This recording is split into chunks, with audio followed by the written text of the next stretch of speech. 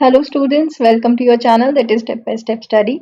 This is the part 3 of your chapter metals and non-metals. So probably today we are going to cover your chapter. So in the last video we have discussed about the reaction with metals, ठीक है? And also we have done non-metals का reaction with hydrogen. So from today, in today's video we are going to discuss about your displacement reaction, then oxides of metals, non-metals, how they are formed, what type of oxides are there, are they basic, are they acidic. So let's get discuss and let's get started. So displacement reaction जो है आपका ये होता क्या है, इसमें जो certainly जो मोस्ट रिएक्टिव नॉन मेटल है ये क्या करता है, डिस्प्लेस करता है लेस रिएक्टिव नॉन मेटल को from their salt solution, right. तो एग्जाम्पल्स कौन कौन से हैं डिस्प्लेसमेंट रिएक्शन के, जैसे आपका क्लोरीन है, it displaces bromine from bromides and iodine from iodides. जैसे ब्रोमीन है ये ज्यादा रिएक्टिव है, तो क्लोरीन क्या कर देगा, डिस्प्लेस कर देगा ब्रोमीन को ब्रोमाइड्स में से और आयोडीन को आयोडाइड्स में से, ठीक है। नीचे मैंने रिएक्शन दे दिया, KBr plus Cl2 gives KCl, KBr plus Cl2 gives KCl plus Br2. I hope it is clear. So now we'll discuss about the comparison between of chemical properties of metals और non metal. एक comparison कर रहे हैं हम इसमें, जिसमें chemical properties के basis पे जो है metals और non metals का हम comparison करते हैं, ठीक है। अब देखिए, on the basis of like पहला रिएक्शन विद ऑक्सीजन, ये है आपका, अगर ऑक्सीजन के साथ रिएक्शन देखें तो मेटल्स जो हैं ये बेसिक ऑक्साइड्स बनाते हैं विद ऑक्सीजन, और नॉन मेटल्स जो हैं ये एसिडिक ऑक्साइड या फिर आप कह सकते हैं न्यूट्रल ऑक्साइड बनाते हैं with oxygen. Kindly take screenshots, screenshots ले लो इसका जितना जल्दी हो सके। Then nature of oxides, metal oxides ये होते हैं basic in nature, but and non metals ये आइदर न्यूट्रल और एसिडिक इन नेचर, ठीक है। मेटल के हमेशा जो ऑक्साइड्स बनेंगे, जब भी कुछ बनेगा तो वो होगा बेसिक, नॉन मेटल का हमेशा बनेगा एसिडिक। अब बात करते हैं रिएक्शन विद वाटर।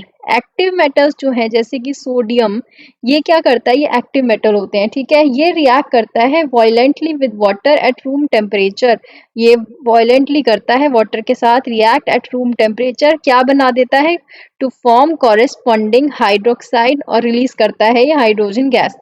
सिमिलरली अगर हम बात करते हैं नॉन मेटल्स की, they do not react with water under normal condition, under normal condition जो आपके नॉन मेटल्स हैं ये पानी के साथ रिएक्ट नहीं करते।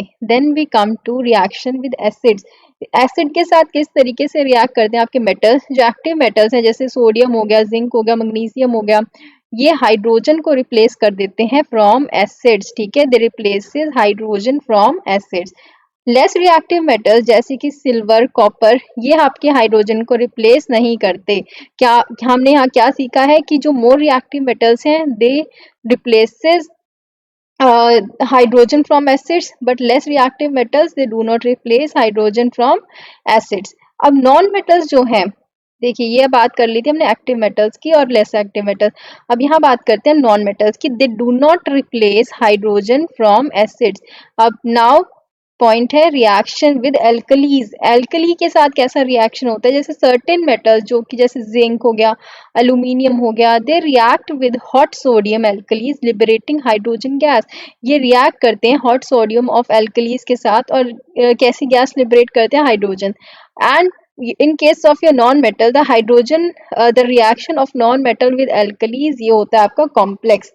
फिर है लास्ट में एक होता है आपका डिस्प्लेसमेंट रिएक्शन। डिस्प्लेसमेंट रिएक्शन में जो आपका मेटल है ये क्या करता है, डिस्प्लेस करता है less active metal from the salt solution, but in case of your non metal certain more reactive non metals ये डिस्प्लेस कर देते हैं less reactive non metals from the salt solution. For example देखिए, chlorine displace कर देगा bromine को from bromides और iodine कर देगा displace from iodides. I hope it is clear. Moving further, now we will discuss about oxides of metals and non metals। oxides of metals जो होते हैं, देखिए मेटल्स के ऑक्साइड हमेशा ही कैसे होते हैं, they are generally basic in nature, basic होता है, ठीक है। जब भी हम इसको वाटर में डिसॉल्व करते हैं तो मेटल ऑक्साइड जो है ये आपका क्या देता है, एल्कलीन सॉल्यूशन दे देता है। एल्कलीन सॉल्यूशन हो गया तो क्या करेगा, ये रेड लिटमस को ब्लू में कन्वर्ट कर देगा। इन केस अगर एसिडिक होता है तो क्या करता है, ये ब्लू को रेड में कन्वर्ट कर देता है, but it is alkaline so it converts your red to blue, ठीक है। Oxides of metal. अब बात कर लेते हैं ऑक्साइड्स ऑफ मेटल की, जैसे ये बेसिक इन नेचर के होते हैं तो एग्जांपल कौन कौन से, जैसे मैग्नीशियम है आपका, तो Mg प्लस में O2, मैग्नीशियम रिएक्ट कर ऑक्सीजन के साथ क्या बनाएगा ये, इट विल गिव MgO, ठीक है। अब यहाँ पर मैंने बैलेंसिंग नहीं करी है इसकी, तो बैलेंसिंग किस तरीके से होगी, यहाँ पर अगर आपने O2 लगा है, यहाँ पर 2 लगा लीजिए और यहाँ पर 2 लगा लीजिए, यहाँ से ये हो गया बैलेंस आपकी इक्वेशन, ठीक है।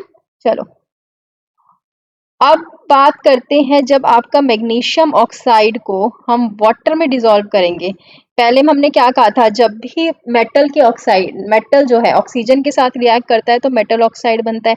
मेटल ऑक्साइड बेसिक नेचर में होता है। अब इसी मेटल ऑक्साइड को, जो कि हमारा MgO है, मैग्नीशियम ऑक्साइड, इसको जब हम पानी में घोलेंगे, पानी के साथ रिएक्ट करवाएंगे, we will get magnesium hydroxide, ठीक है। MgOH whole twice it is magnesium hydroxide. I hope it is clear. चलिए आगे चलते हैं। Oxides of non metals. अब बात करते हैं ऑक्साइड्स नॉन मेटल्स की। नॉन मेटल्स की ऑक्साइड्स हमेशा ही एसिडिक इन नेचर के होते हैं। जर्नली जो बात करी जाती है, they are generally acidic in nature. जब भी इनको पानी में जो है मिलाया जाता है या फिर पानी के साथ इन ऑक्साइड्स का रिएक्शन होता है तो क्या होता है, whenever they are dissolved in water, non metal oxides give acidic solution, ये देते हैं आपका एसिडिक सॉल्यूशन, जो कि ब्लू लिटमस को रेड में कन्वर्ट कर देता है। फॉर एग्जाम्पल सी, अगर आपका जो सल्फर है ये ऑक्सीजन के साथ बर्न होता है तो आपको मिल जाता है SO2, that is sulphur dioxide. Similarly अगर सल्फर डाइऑक्साइड हमारा पानी में मिलाया जाता है तो हमें मिलता है H2SO3, that is sulphurous acid, ठीक है। आई होप इट इज क्लियर। और जो आपका फॉस्फोरस है, अगर आपसे पूछा जाए कि ये जो फॉस्फोरस है ये किस तरीके के ऑक्साइड्स देता है, तो फॉस्फोरस भी जो है आपके, इट गिव्स एसिडिक ऑक्साइड्स, ठीक है। मूविंग फर्दर, अब यहाँ पर आपको जो बात याद रखनी है, पहले तो ये याद रखना है कि बेसिस, अगर आपसे क्वेश्चन आए कि इसमें से एसिड और बेस सिलेक्ट करना है तो पहला बेस आपको पता होना चाहिए कौन कौन से होते हैं, जैसे कि NaOH। NaOH कौन सा है, सोडियम हाइड्रोक्साइड, कैल्शियम हाइड्रोक्साइड, ये सब बेस हैं। जब भी हाइड्रोक्साइड लग जाए तो समझ लो बेस है वो, ठीक है। Calcium hydroxide. तीसरा है आपका कॉपर हाइड्रोक्साइड, हाइड्रोक्साइड की जगह मैं H लिख रही हूँ, copper hydroxide. Then we have barium hydroxide. तो ये सब है आपके बेसिस। अब बात करते हैं एसिड की, तो एसिड हैं आपके, जैसे कि हो गया sulphuric acid, then we come to hydrochloric acid, ठीक है, phosphoric acid, and then comes to nitric acid. ये सब है आपके एसिड्स। तो ये था जैसे आपका बेस है, ठीक है। अगर बेस है और मेटल है, जैसे आपका सोडियम, तो क्या बनाएगा ये बना देगा आपका metal oxide, that is sodium oxide. तो ये जो है आपको मैं नेक्स्ट उसमें कराऊंगी जब क्वेश्चंस लूंगी। तो यहाँ पर ये मैंने एक क्वेश्चन लिया है, मैच द पेयर। अब इसमें मैच करना है आपको, गोल्ड जो है इसमें किसके साथ मैच होगा, बताओ जल्दी से। आयरन किसके साथ मैच होगा, अल्यूमिनियम किसके साथ मैच होगा। द गोल्ड है, ये ज्वेलरी बनाने के काम आता है, दैट मीन्स गोल्ड के साथ सी ऑप्शन। आयरन जो है आपका, आयरन किस काम आता है बताइए, मशीनरी बनाने के लिए, ई ऑप्शन। एल्यूमिनियम, एल्यूमिनियम इसमें से किस चीज में यूज होता है, ये होता है आपका फूड रैपिंग में ठीक है। Then we come to carbon. Carbon किस लिए होता है आपका, कार्बन होता है फ्यूल के लिए यूज, एफ। कॉपर कॉपर होता है आपका इलेक्ट्रिक वायर में use, that is option B. And ये जो आपका मर्क्यूरी है ये होता है आपका थर्मामीटर्स में use, that is option A. समझ आ गया? चलिए आगे चलते हैं। तो अब some common uses of metals, कुछ कॉमन यूजेस ऑफ मेटल्स हमने डिस्कस करने हैं। जैसे कि आपका पहला है आयरन। तो आयरन किस किस चीज के लिए यूज होता है? देखो, ब्रिज बन सकता है आयरन से। दूसरा, इंजन पार्ट्स आयरन से बनते हैं। Then we have iron sheets, also bars जो हमारे कंस्ट्रक्शन में यूज होते हैं। और जो स्टील है आपकी, ये होती है आपकी आयरन में, ठीक है। Uses of copper, if they ask, क्योंकि कॉपर कहाँ कहाँ यूज होता है, तो फिर इलेक्ट्रिकल वायर बनाने के लिए, इलेक्ट्रिकल वायर। दूसरा केबल्स। फिर है आपका यूटेंसिल्स, केटल्स, कॉइन्स, ये सब होता है कॉपर बनाने के लिए। सिल्वर की क्या बनती है? एक तो आपकी बनती है ज्वेलरी। फिर हम इलेक्ट्रोप्लेटिंग में भी सिल्वर को यूज करते हैं, तो ये इंपॉर्टेंट है, याद रखना है। इलेक्ट्रोप्लेटिंग में सिल्वर यूज होता है आपका। फोटोग्राफी में सिल्वर यूज होता है। ऑल्सो आपका जो मिरर्स के पीछे करा जाता है कलर्स, सिल्वरिंग ऑफ मिरर में भी जो है सिल्वर यूज होता है।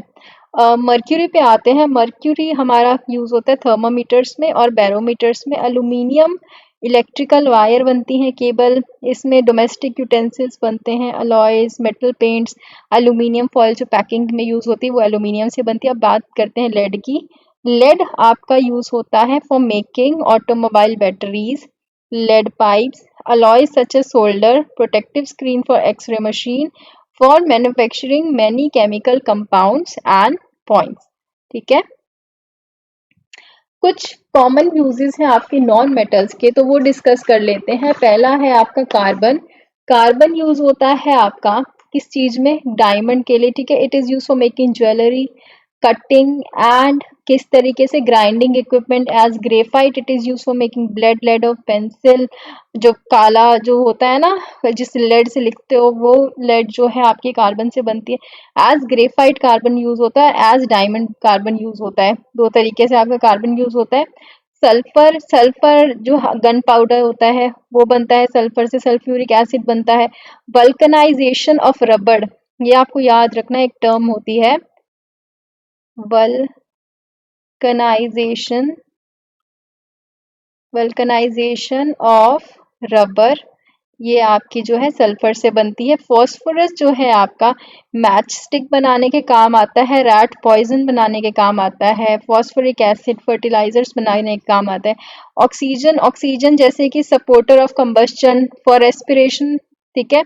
नाइट्रोजन आपका अमोनिया बनाने के काम आता है और नाइट्रिक एसिड बनाने के काम आता है। क्लोरीन ब्लीचिंग के लिए, sterilising water, manufacturing compounds. Hydrogen as a fuel use होता है in oxygen, hydrogen flame use in welding for manufacturing ammonia. Hydrogen chloride, vegetable oil by hydrogenation of oil as a reducing agent we use hydrogen. Iodine use होता है for preparing common salt, tincture of iodine हमारा use होता है as an antiseptic.